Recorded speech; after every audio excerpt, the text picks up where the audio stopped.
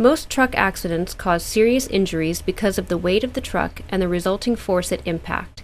Nonetheless, truck accident cases frequently face several obstacles to successful resolution.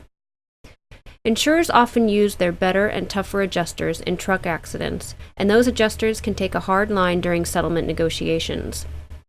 Witnesses often sympathize with truck drivers. Trucking companies and drivers sometimes falsify or lose records that could help your case. You likely face several opponents, all of whom will be trying to pin some blame on you. Investigation must begin promptly in truck accident cases. You will be at a disadvantage if months have passed between the accident and you retaining an attorney. Potential areas of liability, which should be considered in every truck accident, are excessive speed,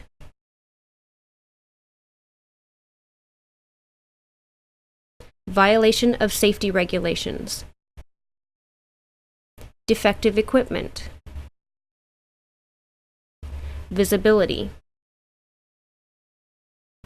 inexperience, overloading, improper parking,